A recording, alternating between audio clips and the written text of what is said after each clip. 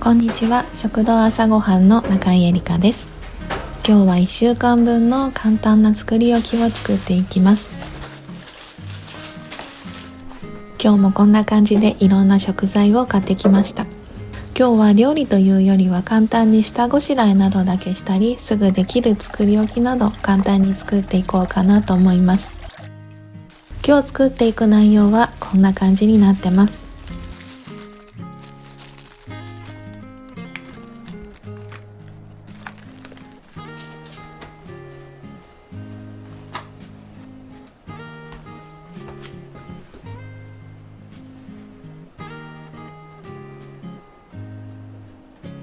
今日は冷凍の焼きおにぎりも作りたいので、先にご飯を2合炊いておきます。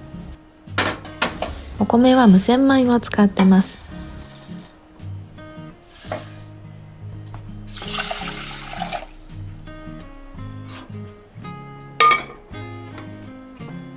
そうしたら水菜のサラダを作ります。保存容器に濡らして固く絞ったキッチンペーパーを敷いておいて、水菜は食べやすく切ります。水菜のサラダは食べるときは市販のドレッシングなどをかけて食べても美味しいんですが、シンプルに醤油とごま油をさっとかけるだけでも美味しいので、ぜひ試してみてください。濡らしたペーパーで包んでおけば、冷蔵で5日間ぐらいはシャキシャキを保てます。少ししんなりしてきてしまったら、私はスープの具材に使ったりしてます。水菜は抗酸化力が強いベータカロテンやビタミン C を多く含んでいて、生活習慣病の予防やアンチエイジングにおすすめの野菜です。鉄やカルシウムなどミネラルも多く含んでます。今日は人参の千切りも一緒にして保存したいと思います。保存容器に入れたら、さらに上から濡らしてよく絞ったキッチンペーパーをかぶせて、蓋をして冷蔵で保存します。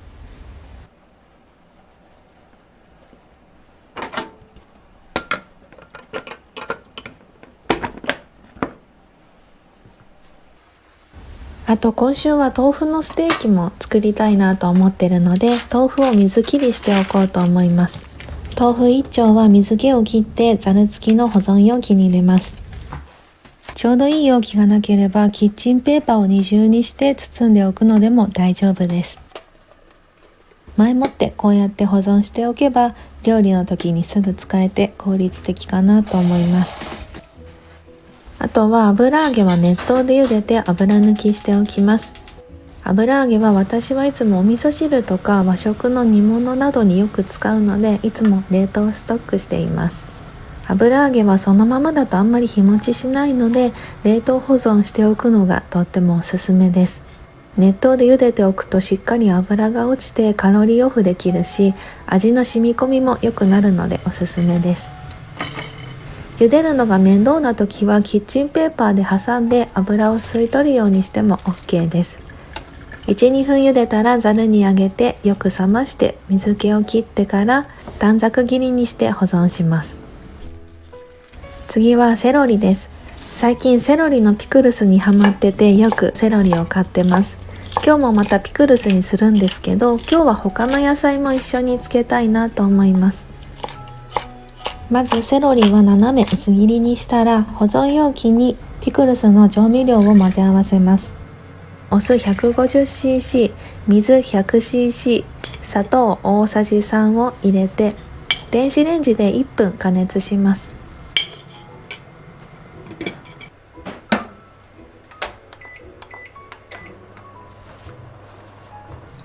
砂糖が溶けるようによく混ぜたら、斜め薄切りにしたセロリも加えます。セロリには独特な香りがあるので、それがちょっと苦手っていう方ももしかしたら多いかもしれないんですが、この香り成分はアピインという名前で、神経をリラックスさせてイライラを鎮める効果があります。あとはミニトマトもヘタを取って加えます。お酢にはクエン酸という成分が含まれています。これは体の中でエネルギーを作るのに関わっていて、疲労回復に効果があると言われています。またお酢には胃の働きを助けて食欲をアップする効果もあるので、食欲が落ちた時にもおすすめのメニューになってます。うずらの卵も1パック加えて、粒胡椒5粒程度加えて蓋をします。冷蔵庫で一晩置いてからが食べ頃です。保存期間は冷蔵で5日が目安になります。余ったミニトマトはこんな風に保存して料理の付け合わせなどに使おうと思います。あと余ったセロリは冷凍保存していこうと思います。葉っぱと茎は分けて保存しておくと使いやすいのでおすすめです。葉っぱは茶色くなっている部分があれば、それは取り除いて食べやすく刻みます。セロリの栄養成分は実は茎の部分よりもこの葉っぱの方に多く含まれているので、葉っぱも丸ごと使うのがおすすめです。葉っぱは炒め物とかスープなどに使うのがおすすめです。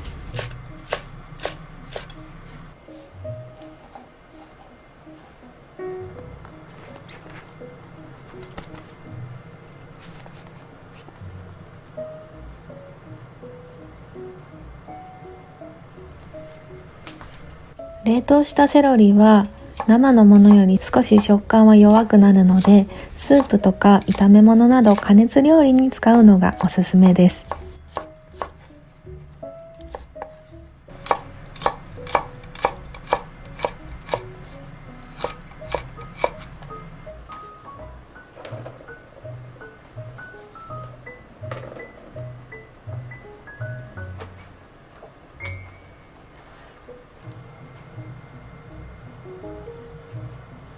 次は冷凍のミックス野菜を作っていきます。最近寒くて朝はあったかいうどんをよく食べるんですけど、うどんの具として使えるようにいろんな野菜をミックスして冷凍保存しておこうかなと思います。まずチンゲン菜1束は食べやすく切ります。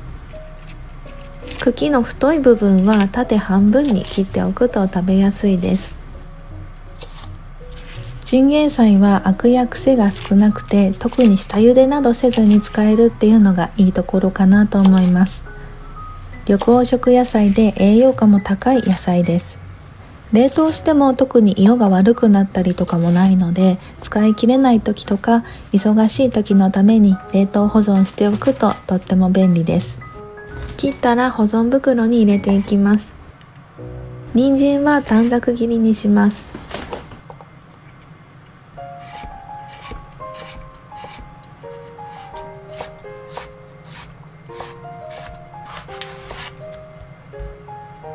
玉ねぎ1/2分個は薄切りにします。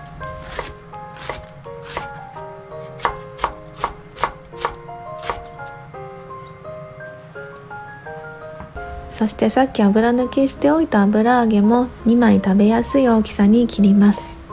油揚げは大豆由来のタンパク質を多く含んでいて、あとは意外にカルシウムも比較的多く含むのが特徴です。全部保存袋に入れたら軽く混ぜて空気を抜いて袋の口を閉じます。こうやっていろんな野菜を混ぜて冷凍しておけば、朝忙しい時でも簡単に具沢山のうどんが作れるのでとってもおすすめです。使う時はめんつゆなどで味付けしたスープに凍ったままのこの野菜ミックスを加えて柔らかくなるまで数分煮れば簡単にスープが作れます。あとは炒め物に使えるミックス野菜も作っておこうと思います。まずニラ1束は4センチ程度の長さに切ります。ニラはベータカロテンやビタミン C、あとビタミン E などの抗酸化ビタミンが豊富に含まれていて、実はとても栄養価の高い野菜です。万葉集などにも記載があって、実は日本では古くから効能のある野菜として食べられてきました。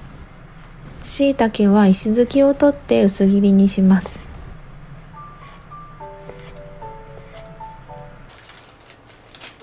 ちくわと人参も切って入れます。このミックス野菜は炒め物に使う予定なんですが、スープなどに使うのもとってもおすすめです。ちくわは意外に冷凍してもほとんど食感は変わらないので、冷凍におすすめの食材です。今日はミックス野菜に入れてるんですが、ちくわだけ切って冷凍しておいても便利に使えておすすめです。スープや炒め物にもいいし、和食の煮物やきんぴらなどの具材にも使えます。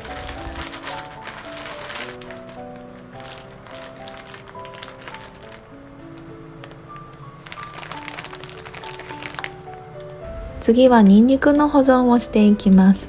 ニンニクはみじん切りや薄切りにして使うことが多いと思うんですけど、使うたびに切るのって結構面倒なので、これもまとめて切って冷凍しておくととっても便利です。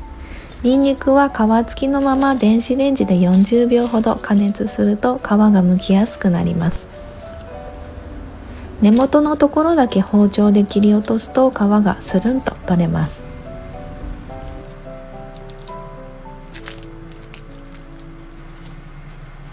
みじん切りはブンブンチョッパーっていうみじん切り器を使って切ります。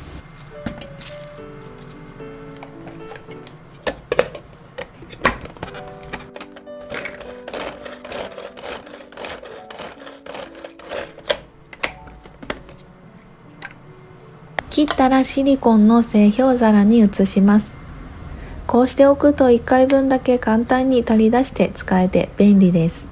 普通の製氷皿だと硬くて取り出すのが大変なので、シリコンの柔らかい製氷皿を使うのがおすすめです。残りのニンニクは薄切りにします。ニンニクも古くから薬効のあるものとして食べられてきた野菜です。ニンニクに含まれるアリシンには強い殺菌作用があって、あとは血流を良くして血栓を予防する効果もあります。あとは生姜もみじん切りにしていきます。ちょっと容器にニンニクのみじん切りが残ってるんですけど、ちょっとニンニクが入ってた方が香りも良くなるので、そのまま使います。みじん切りにした生姜は炒め物やスープやつくねの肉ダネに一緒に入れたりとか、いろんな用途で使えます。生姜にはジンゲロールという成分を含み、血行を促進して冷え性の改善に役立ちます。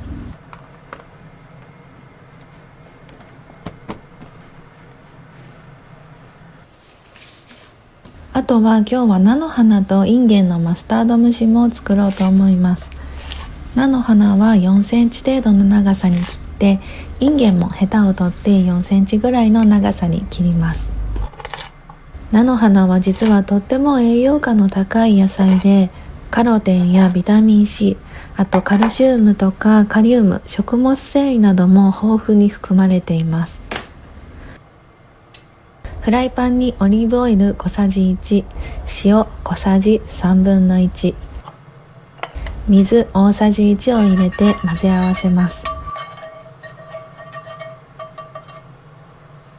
そこにインゲンと菜の花も加えて、中火にかけて蓋をして3分加熱します。菜の花やインゲンにはベータカロテンを豊富に含んでるんですが、ベータカロテンは脂溶性なので油と一緒に摂ることで吸収が良くなります。茹でずにこうやって蒸して調理すれば、水溶性のビタミン C やカリウムなども無駄なく摂れるので、とってもおすすめです。3分加熱が終わったら蓋を取ってさっと混ぜて、粒マスタード大さじ1を加えて混ぜればこれで完成です。ピリッとした粒マスタードは菜の花と相性バッチリなので、ぜひ試してみてほしいです。保存期間は冷蔵で4日が目安になります。次はこれも簡単にできる人参のコンソメバターを作っていきます。人参は4センチ程度の長さの棒状に切ります。人参もカロテンを多く含んでいるので、これも油との相性がいい野菜です。このレシピは人参とコンソメとバターのこの3つだけでとっても簡単に作れて美味しいレシピなので、ぜひ試してみてもらえると嬉しいです。人参が余って使い道に悩んだ時にもおすすめのレシピです。切ったら鍋に入れて、人参が浸る程度の水を加えます。顆粒コンソメ小さじ1/2も加えて、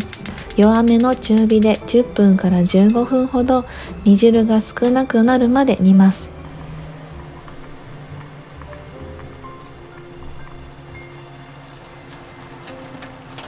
そしてバター 10g を加えて混ぜたらこれで出来上がりです。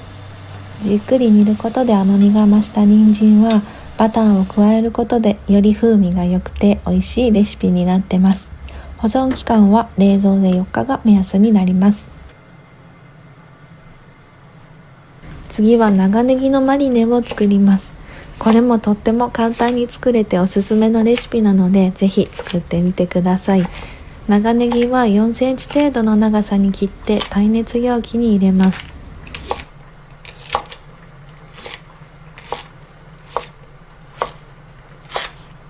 そして電子レンジで3分加熱します。長ネギは電子レンジで加熱することでとっても柔らかく甘みが増して美味しくなります。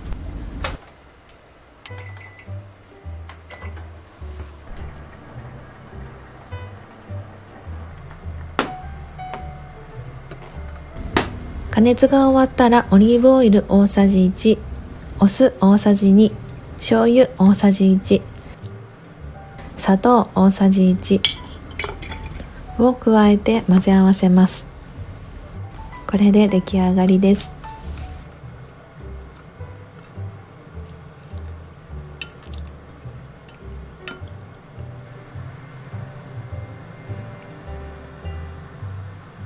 次はひじきの煮物を作ります。これもまた電子レンジで簡単に作っていこうと思います。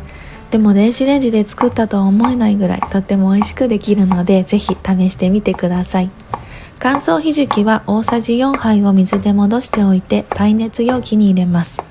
しいたけ3枚は石突きを取って薄切りにします。人参は短冊切りにします。人参は火が通りやすいようにあまり分厚くなりすぎないように切るのがポイントです。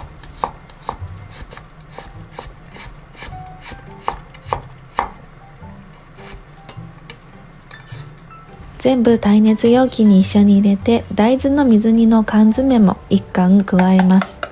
大豆の代わりにツナ缶や油揚げなど入れても美味しいと思います。そして3倍濃縮のめんつゆ大さじ3、水大さじ1、ごま油小さじ1を加えてさっと混ぜ合わせます。ラップをかぶせて電子レンジで5分半加熱します。最後にさっと混ぜればこれで出来上がりです。ひじきは低カロリーで食物繊維が豊富で美容にも嬉しいメニューです。骨や歯を作るのに必要なカルシウムやマグネシウムも豊富に含まれてます。次は茹で鶏を作ります。鍋に 400cc のお湯を沸かして酒大さじ2、塩小さじ1/2、長ネギの緑色の部分と生姜の薄切り 2,3 枚加えて鶏胸肉も入れて蓋をして3分中火で茹でて裏返してさらに3分茹でます。そのまま鍋の中で冷ませば出来上がりです。これは食べやすく切り分けてタレなどかけて食べてもいいし、ほぐしてパスタの具材とかサラダのトッピングにしても美味しいです。次はきゅうりと大根の浅漬けを作ります。きゅうりは縦半分に切って斜め薄切りにします。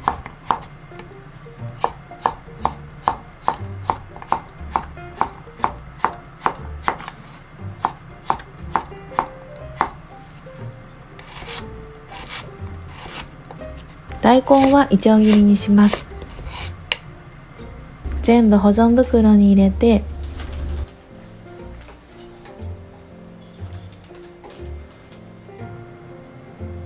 塩小さじ1、砂糖小さじ1、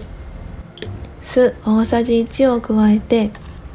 昆布も5センチほど加えて袋の上から軽くもみ混ぜます。冷蔵庫で一晩ほどつけたら食べ頃です。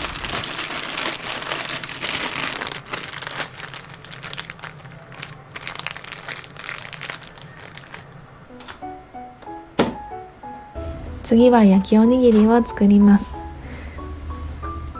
ちょっとご飯を置いといたら少し冷めてきちゃったんですけど、まあ大丈夫かなと思います。軽くほぐしたら調味料を加えます。和風だしの素小さじ1、醤油大さじ1半、みりん大さじ1を加えて混ぜ合わせます。最初は少しバラバラしてるんですけど、よく混ぜていくとご飯と調味料が馴染んできます。そしたらおにぎりの形に握っていくんですが、一つずつ手で握っていってもいいんですが、こういうおにぎりメーカーを使うと一気に簡単に何個もできるので、とってもおすすめです。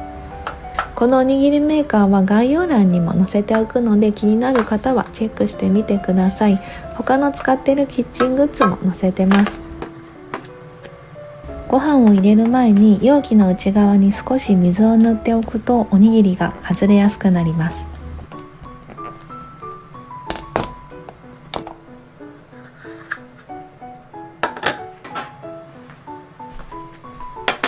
フライパンにごま油を熱しておにぎりの両面を焼いていきます。焼きおにぎりは子供がおやつに食べたりとか、私もお昼ご飯に何もない時はよく食べたりしてます。冷凍しておくといつでも簡単に食べられるし、意外に冷凍しても美味しさはそのままなので、ぜひ試してみてほしいです。手作りだと味付けも自分の好きなように調整できるし、しらすを混ぜてみたりとかアレンジもできるので、とってもおすすめです。焼けたらバットに取り出して粗熱を取ってからラップで包んで冷凍保存します。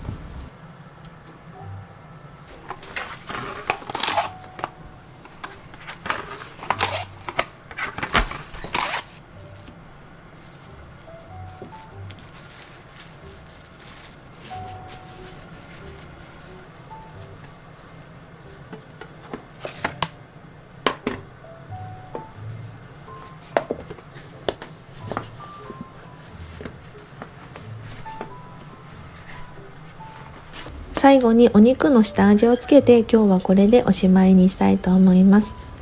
まずは鶏胸肉のうま塩チキンです。鶏胸肉1枚は一口大に切って保存袋に入れ、鶏ガラスープの素小さじ1、塩1つまみ、酒大さじ1、おろしにんにく小さじ1、ごま油小さじ1、片栗粉小さじ2を加えて混ぜます。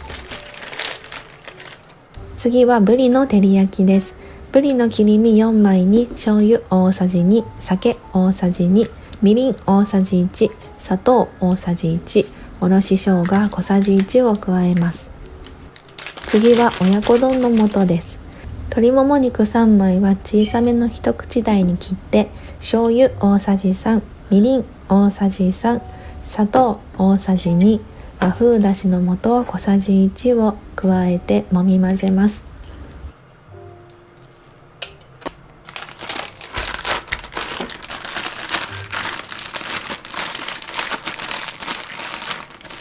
よく混ざってから玉ねぎ1個分を1センチほどのくし切りに切って加えます。玉ねぎはお肉と混ぜないで上に乗せるようにして入れるといいです。すべて冷凍で1ヶ月程度が保存期間の目安になります。